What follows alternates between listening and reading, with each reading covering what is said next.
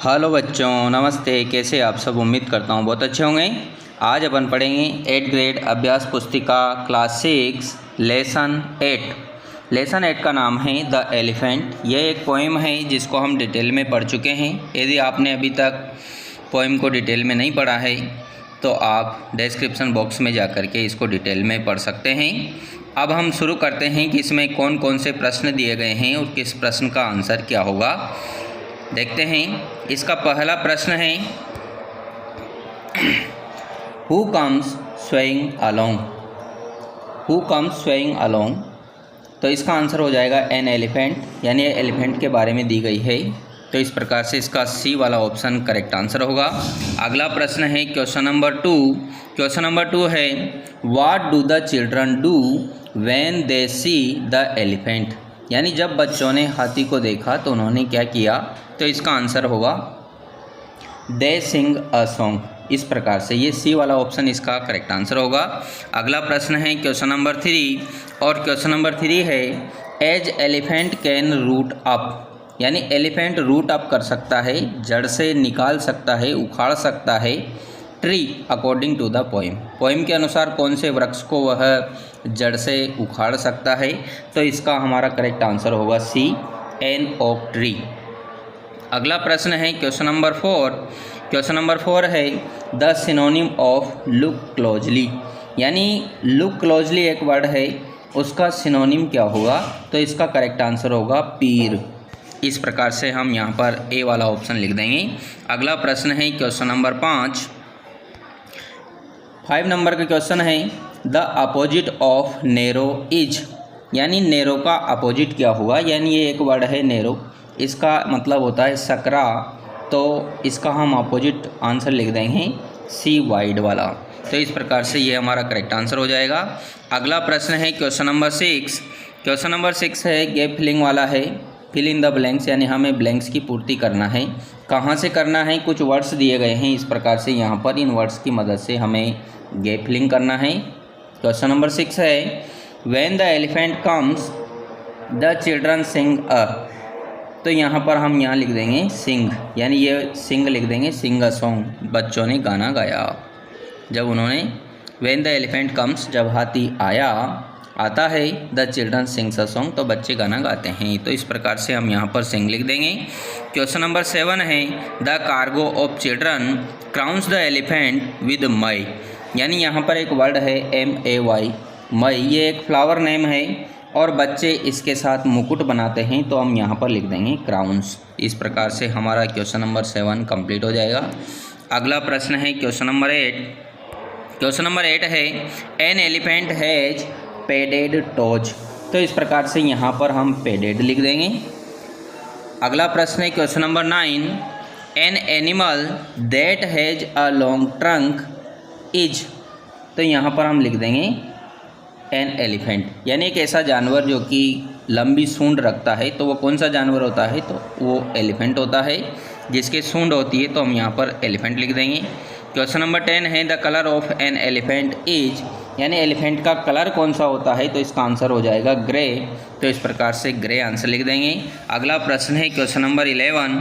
Question number 11 है who comes happily with an elephant, who comes happily with an elephant, कौन आता है with the elephant, an elephant के साथ में प्रसन्नतापूर्वक कौन चलते हैं। तो आंसर हो जाएगा children comes happily with the elephant, यानी बच्चे हाथी के साथ प्रसन्नतापूर्वक आते हैं। इस प्रकार से क्वेश्चन नंबर 12 है which body part of the elephant is in leather, यानी कौन सा बॉडी पार्ट एलिफेंट का लीदर के रूप में कविता में दिखाया गया है। तो इसका आंसर हो जाएगा his legs are in leather, यानी उसके जो पैर है वो यहाँ कविता में लीदर के रूप में दिखाए गए हैं। लीदर यानी होता है चमड़ा।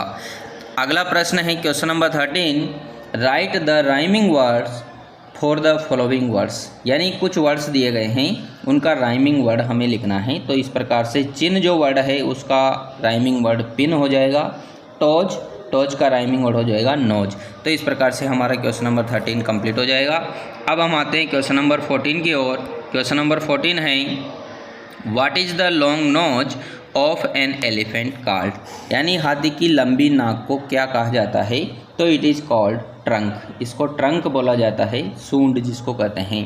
तो इस प्रकार से हमारा क्वेश्चन नंबर 14 कंप्लीट हो जाएगा। अब हम आते हैं क्वेश्चन नंबर 15 की ओर। क्वेश्चन नंबर 15 है how do the children come with the elephant, यानी बच्चे हाथी के साथ कैसे आते हैं, तो इसका आंसर हो जाएगा the children come with the elephant by singing a song, यानी एक गाना गाते हुए बच्चे हाथी के साथ चलते हैं। तो इस प्रकार से हमारा क्वेश्चन नंबर 15 कंप्लीट होगा। अब हम आते हैं क्वेश्चन नंबर 16 की ओर। क्वेश्चन नंबर 16 है what did the children do with मई, यानी एक मई एक वर्ड है, एक फ्लावर नेम है, इसके साथ बच्चे क्या करते हैं। मई एक महीना का नाम भी होता है, लेकिन यहाँ पर एक फ्लावर नेम है, तो इसके साथ बच्चों ने क्या किया, तो अपन इसका आंसर दे सकते हैं चिल्ड्रन क्राउंड हिम विद मई, यानी बच्चों ने मई के फूल से एक क्राउन बनाया, उसके लिए एक मुकुट बनाया। इस प्रकार से हम आंसर दे देंगे। अगला हमारा प्रश्न है क्वेश्चन नंबर 17। क्वेश्चन नंबर 17 है can any other animal whisk like an elephant, क्या अन्य कोई जानवर हाथी की तरह विस्क कर सकता है। विस्क यानी होता है झकोड़ा, यानी इस प्रकार से सूंड हिलाते हुए सफाई करना।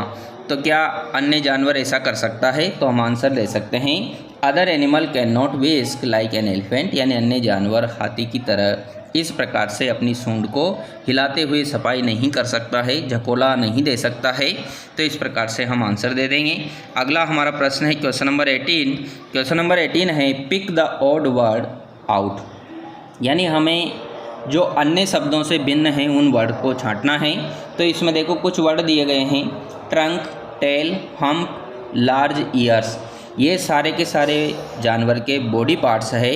अब इसमें हमें ये देखना होगा कि भिन्न किस प्रकार से है। तो इसमें देखो लार्ज ईयर्स एक वर्ड दिया गया है, तो इसमें लार्ज के जो ईयर्स है उसके पहले उसने लार्ज वर्ड जोड़ दिया है, मतलब इसमें एडजेक्टिव जोड़ दिया है।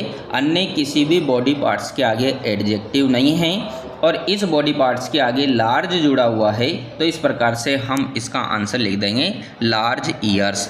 अगला हमारा प्रश्न है ओक ट्री, मैंगो ट्री, नीम ट्री, तो इस प्रकार से सारे ही ट्रीज के नाम हैं, लेकिन अंत में एक वर्ड लिखा है ग्रास, जिसका मतलब होता है घास, तो इसका आंसर हो जाएगा ग्रास। अगला प्रश्न है एंट, एलिफेंट, कैमल, हॉर्स, यानी ये सारे के सारे स्तनधारी जानवर है और अन्य जानवरों से बड़े हैं, तो इसका ओड वर्ड हो जाएगा एंट। तो इस प्रकार से हम इसका आंसर लिख देंगे। ये हमारे करेक्ट क्वेश्चन हो जाएंगे। अब आते हैं क्वेश्चन नंबर 19 की ओर। क्वेश्चन नंबर 19 में हमसे पूछा गया है right a paragraph about an elephant, यानी एक एलिफेंट के बारे में एक पैराग्राफ लिखना है। तो इसका आंसर हम इस प्रकार से लिख देंगे elephant is the biggest animal, elephant सबसे बड़ा जानवर है।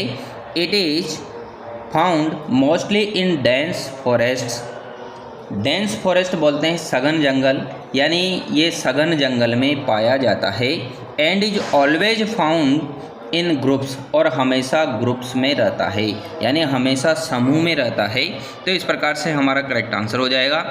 इसके बाद अगला सेंटेंस है इसी में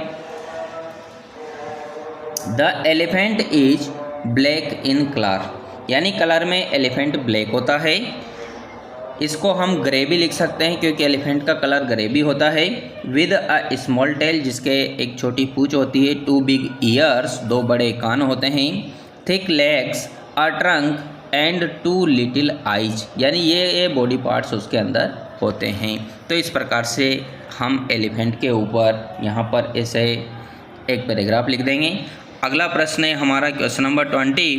क्वेश्चन नंबर 20 में हमें एक इमेज दी गई है, ये यहाँ पर। इस इमेज के आधार पर हम कुछ प्रश्नों के जवाब देंगे। तो देखते हैं कौन कौन से प्रश्न पूछे गए हैं। पहला प्रश्न है how many boys and girls do you see in the picture, यानी पिक्चर में कितने बालक और बालिकाओं को दिखाया गया है। तो इसका आंसर करेक्ट हो जाएगा there are 5 boys and girls in the picture, यानी यहाँ पर तस्वीर में 5 बालक और बालिकाओं को दिखाया गया है। तो इस प्रकार से हमारा करेक्ट आंसर हो जाएगा। अगला प्रश्न है क्वेश्चन नंबर क्वेश्चन नंबर 2 में पूछा गया है which animal do you see here, यानी यहाँ पर कौन से जानवर को दिखाया गया है। तो इसका आंसर हो जाएगा देयर इज एन एलिफेंट, यानी यहाँ पर इमेज के अंदर एक एलिफेंट को दिखाया गया है।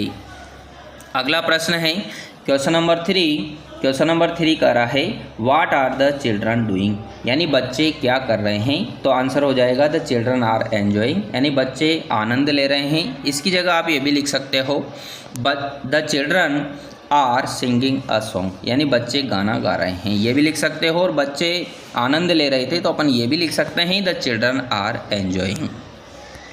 इसके बाद अगला क्वेश्चन है क्वेश्चन नंबर 4 है डिस्क्राइब द एलिफेंट्स ईयर, यानी एलिफेंट के ईयर का वर्णन करना है। तो अपन इसका आंसर लिख देंगे the elephant has long years, यानी एलिफेंट के लॉन्ग ईयर होते हैं, लंबे कान होते हैं।